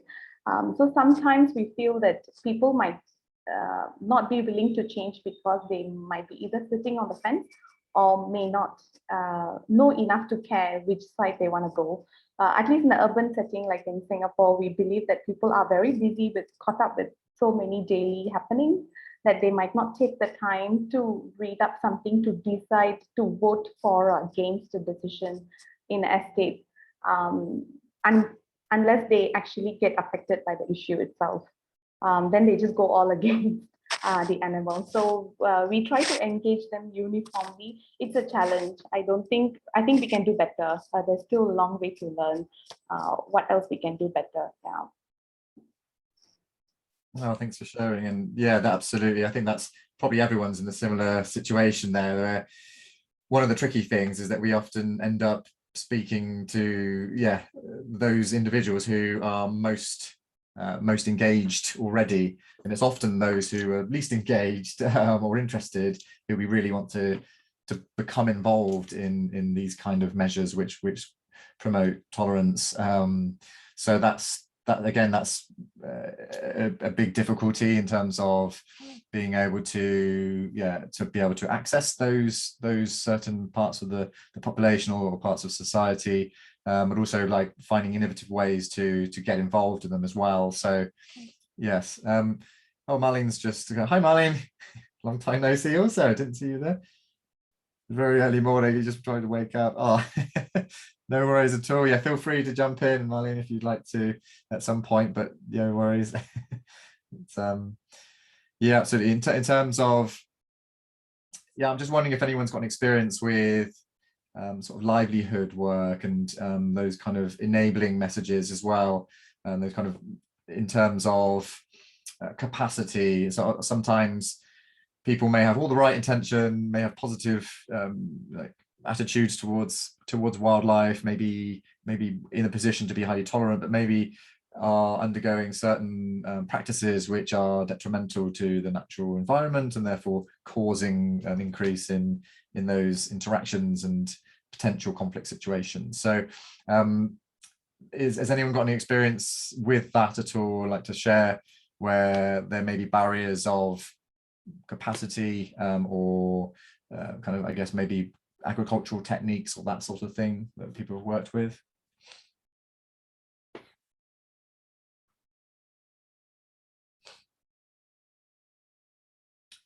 Anyone at all? Anyone who's not come in there? So we've got Saeed as well. Saeed, are you there? I didn't see you earlier in the introductions, but welcome. Did you have anything you'd like to share at all, just in this last section, if you can hear me? Do feel free to. Hi, can you hear me? Yeah, I hear you well. Well, actually, I just brief introduction. Nice to meet you guys. My name is Saeed Shafi. So I'm a little bit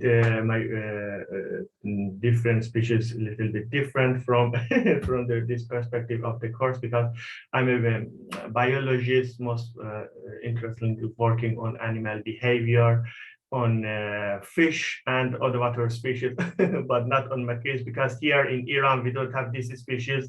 So basically, I received my PhD at Leiden University in the Netherlands. So we are interested to see how anthropogenic sound may affect fish behavior and also invertebrates. So that's why I was thinking maybe whether macaques also will be affected by sound exposure, or there will be any discussion about their welfare and whether sound exposure produced by human activities may also affect their behavior or also their level of welfare. So in terms of so currently I'm doing my postdoc at the University of Gilland as a biologist. So this is just brief. So nice to meet you guys all. Wonderful, really nice to hear about your exciting work there, Zaid. And yeah, I mean, it's different species, of course, and like you say, in understanding the sound exposure and welfare with fish as well. But I'm sure there's lots of important overlap there, and certainly from sort of coming from that sort of naturalist lens as well, thinking about animal behavior and welfare. Yeah, so Ian's pointed out there's a couple of questions earlier, that good points to sort of move forwards with.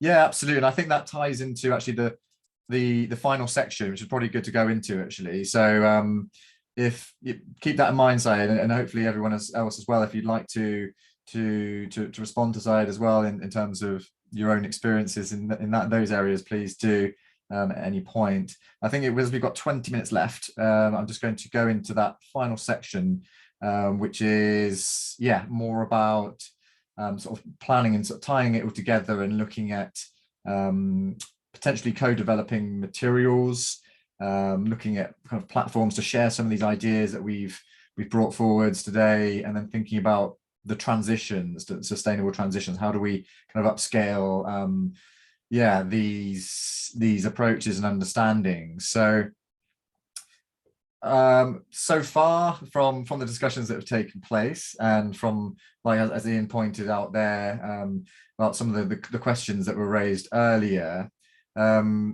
maybe like I can probably kick off with that as it kind of leads in a little bit in terms of I think there was a question about the effectiveness of certain crop protection methods. And there's also, I think Charmaine mentioned also about some of the chilies and within the buffer zones and some other examples. So I wanted to sort of highlight a couple of papers that speak to this and speak to those kind of efficacy. So just for a heads up, as I introduced into the session, that in North Sulawesi, we haven't got a kind of a broad longitudinal data set identifying the efficacy of certain approaches for in enhancing tolerance and coexistence, or those approaches. We have made those suggestions and recommendations to a lot of different farmer groups and many villages. However, we haven't had the capacity yet to follow up on those and measure the efficacy. It's something that we would like to do. As I mentioned, we also like to be able to document and understand the frequency and the impact of, and also the potential of crop foraging and how that may potentially affect the potentiality of attitudes and awareness and behaviors towards the monkeys, which is really key.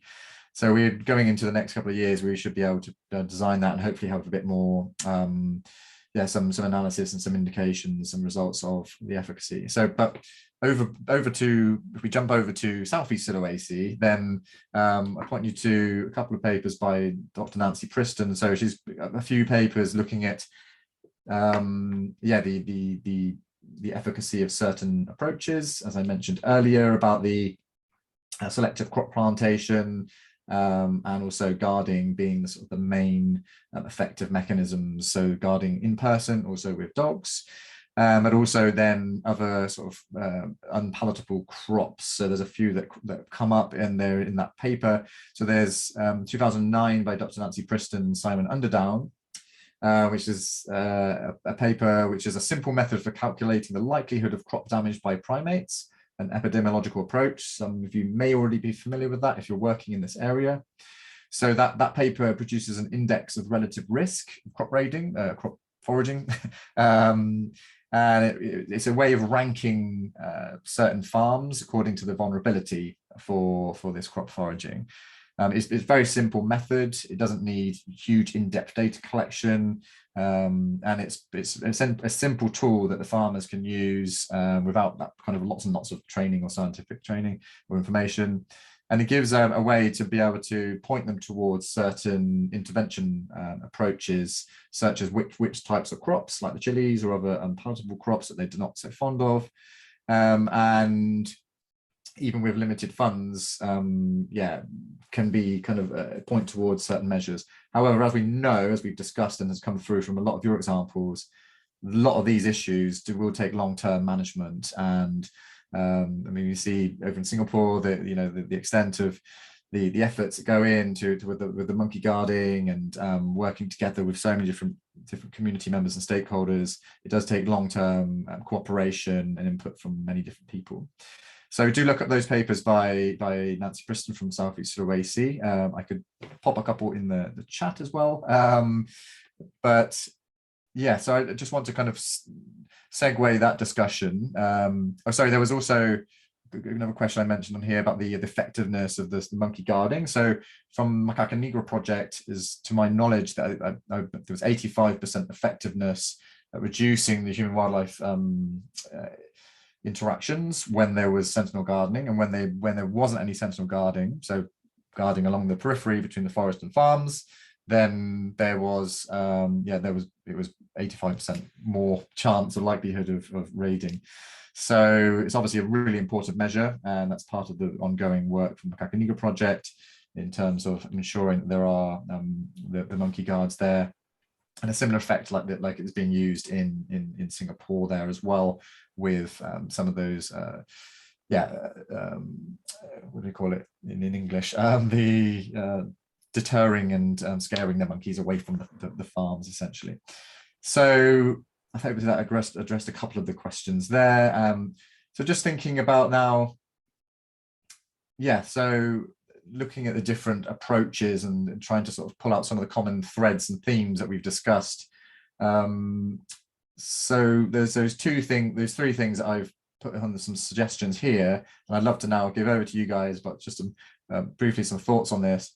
Firstly is co-developing materials for human-wildlife interactions, something that we're planning to do in North Sulawesi and also at Bacan, providing then accessible like infographics for farmers and hunters.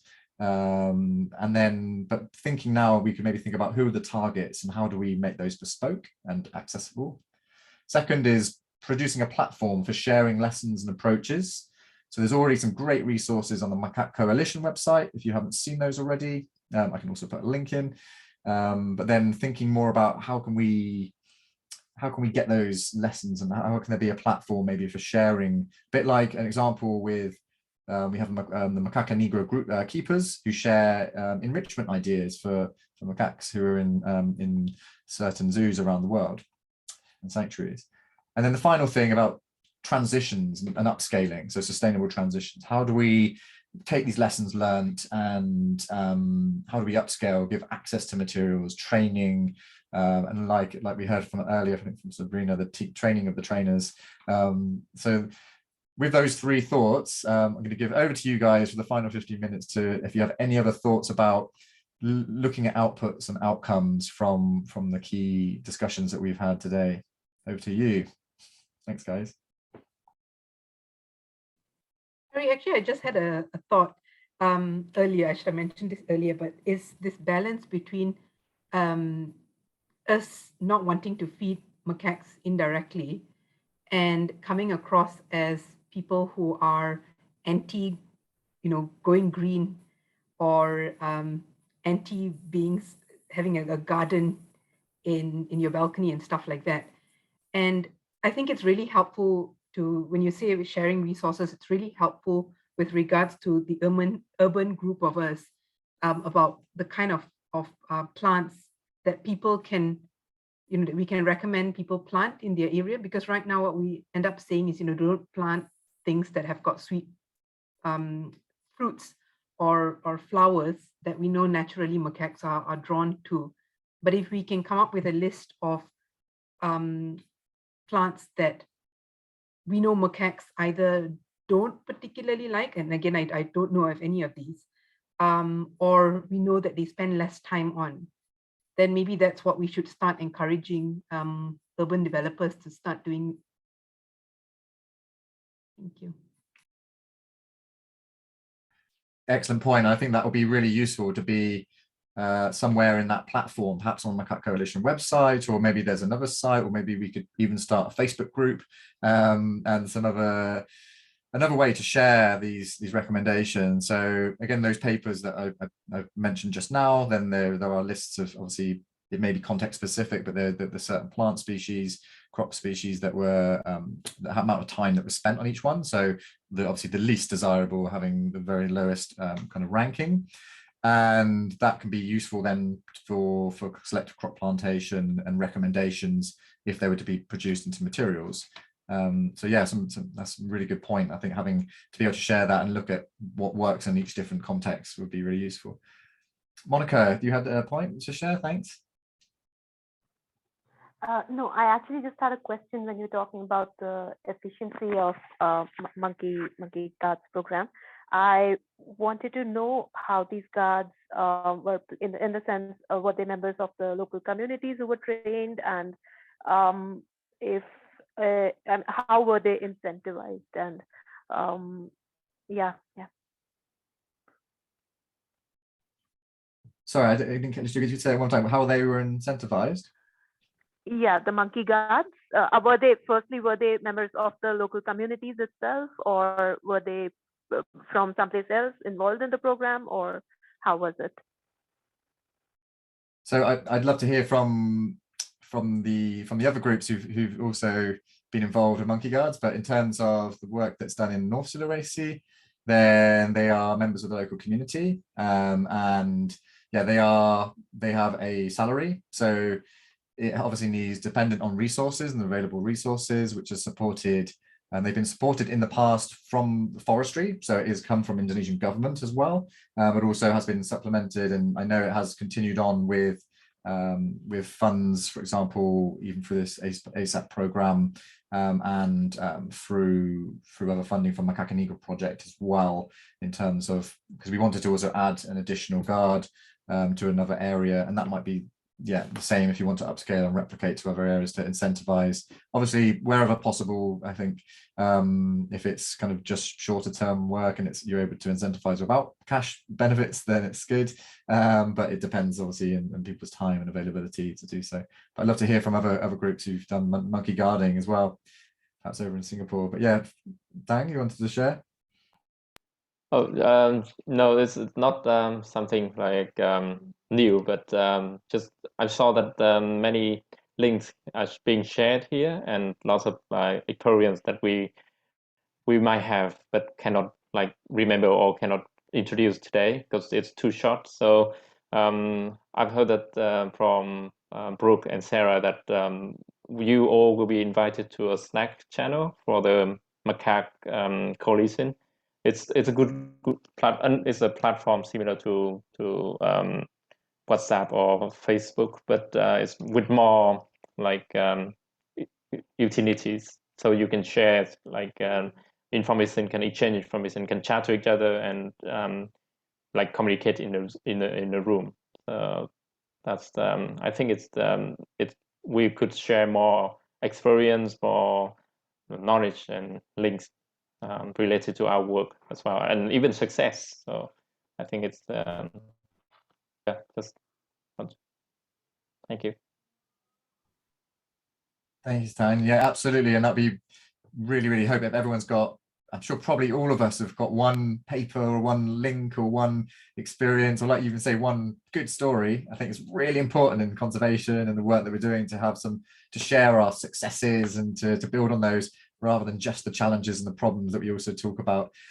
So yeah, I think looking at, I think Brooke was going, and Sarah will wrap up just after the session in about 10 minutes.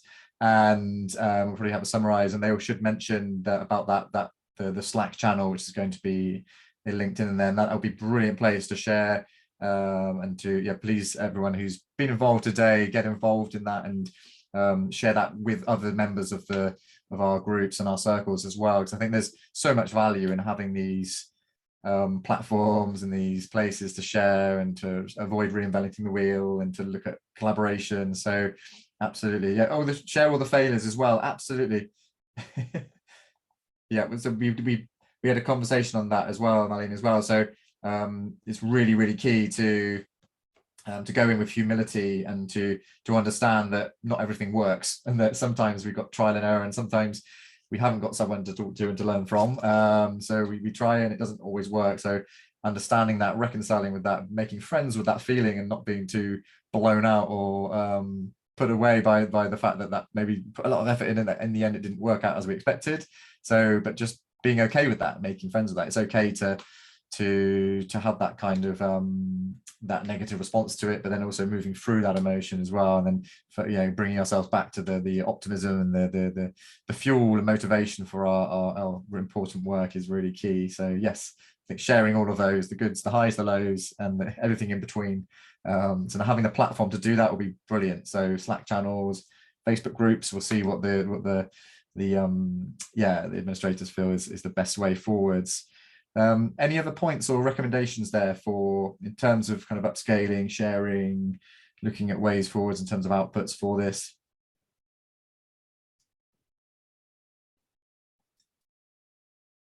Perhaps more specifically, if there were some materials that were produced, so maybe infographics that maybe we could even give some, maybe it's like if they were designed on a particular channel, we could give that a template which may be able to be adapted to individual situations. Because if someone's got some great designer who's got this amazing infographic, which then talks about a particular monkey species and has all these recommendations, it would be amazing if then that could be just tweaked slightly and then made bespoke to another group and another member, and they would save a lot of time and effort and could really help, I think, in these kind of coexistence approaches. So absolutely. Got a comment there, wondering if there's evidence of the primate species anthropogenic sound may affect their conservation or welfare, or they could even benefit from. So any thoughts on that for Saeed, about just sort of looking at yeah, anthropogenic sounds. Anyone who's been involved with that at all, or in terms of welfare and conservation? It's not something that we've directly had exposure to, but I'd certainly keep that in mind. And if there's anyone else in the group, again, that might be able to go in the Slack channel, and there may be some other individuals from the other group who may have had experience with that as well, in terms of, I know when I was in Bhutan, there was a vocalization study done for a master's project. We also had one done in North Sulawesi as well, who was doing his master's and looking at vocalizations and responses to tourism as well, because they're with the tourist group with the macaques. So that might be something I could maybe share. Ali's work he did a few years back, so that might be interesting as well to see the inputs and the impacts from the tourism for the visitors. Some surveys going on in India as well. Thanks for showing, Marlene. In Delhi, Bangalore, also sound and pollution. That would be interesting. Yeah, thank you, Marlene. That's something to build on there and share as well. So in terms of, yeah, any other kind of experiences or points or final things to share? We've got 5 more minutes in terms of platforms or approaches or anything else, or any other questions as we sort of wrap up and summarize and then go back into the main sort of plenary group. Any final thoughts from anyone or burning questions? I don't know if anybody have the same thought, but I think the Macaque Coalition it's a great way to connect and share experience, and yeah, learn from you all as well. My internet might have dropped there. Huh? Hello, can you still hear me? Yeah. Oh, hello. Yeah. Do you hear me? Thanks. Yeah. Oh, okay. Yes. Yeah. I was gonna say, if not sure if all of you like share the same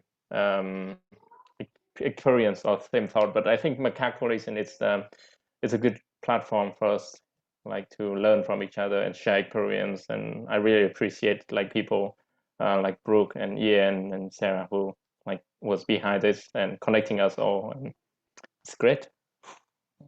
And it's the second workshop that I've been to, and I've been enjoying both of them. Yay. Thank you so much, Dan. It was really nice to hear your reflections there. Any other final reflections or anything that particularly stood out, or anything that you want to recommend in terms of outcomes and outputs before we wrap up? Can I just add something on? And I agree with Tan. A big thanks to the coalition and to Sarah and Brooke for this is also my second workshop. It's been very useful. Just wanted to share one last thing. If someone finds this useful in the urban environment, is to work at another level where people buy property to set up a shop or start moving in as a resident. We try to address it at that level. So now currently we are trying to work with the Housing Development Board in Singapore. When they have a show flat, we are trying to have a roadshow panel there that states you will find these kind of animals there. So it's to actually prepare them beforehand when they move into a property. So this might not be so applicable to rural areas, but for urban areas, I think when people buy a condo unit or a house somewhere, they are not prepared to what to expect. So we are trying to address it at the earlier level. Just wanted to throw this in here if someone wants to explore it. Yeah. Thank you very much, Harry. Yeah, just to add in with Ambu. So what we do is following that, and then we'll do like a refresher course throughout the year, because sometimes there are new tenants that come in and then they're not informed at all, right?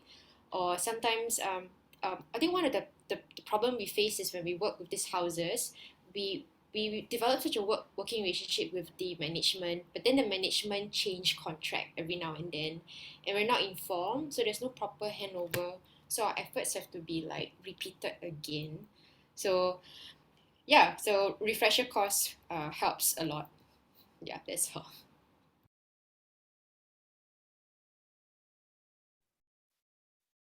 Thanks, Arena. Any other final thoughts?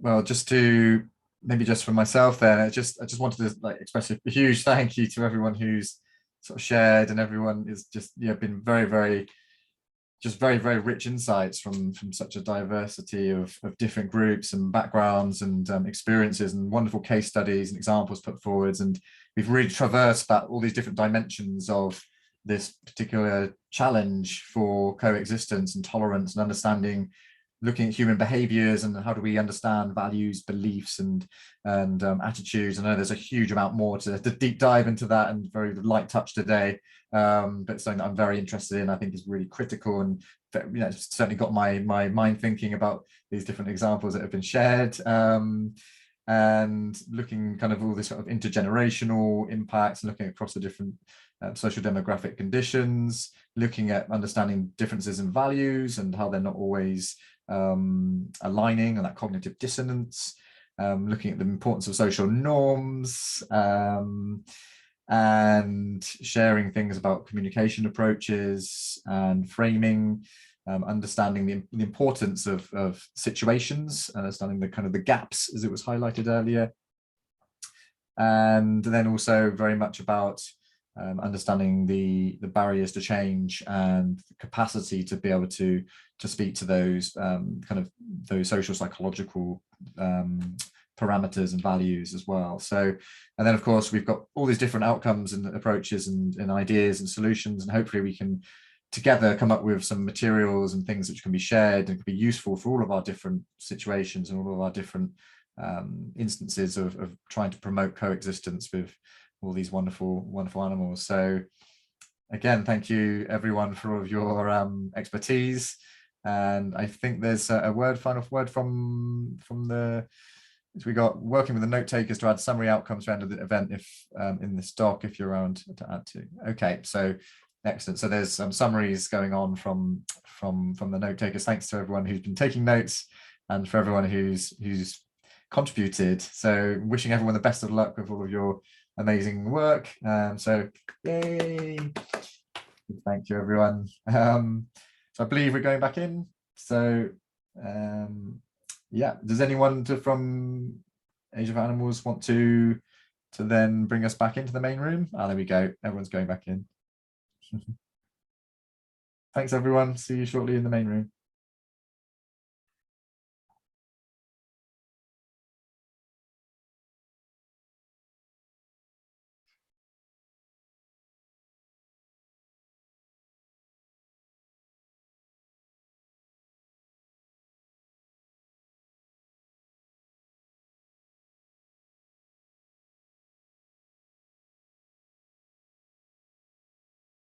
Take a break. So see everybody in a little while.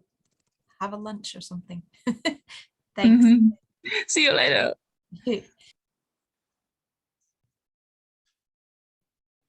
Brooke, are you still there? I'm still here. And I don't know if Harry's still here, I can't see, but yeah, really wonderful workshop. In Harry's one, amazing moderator. Great.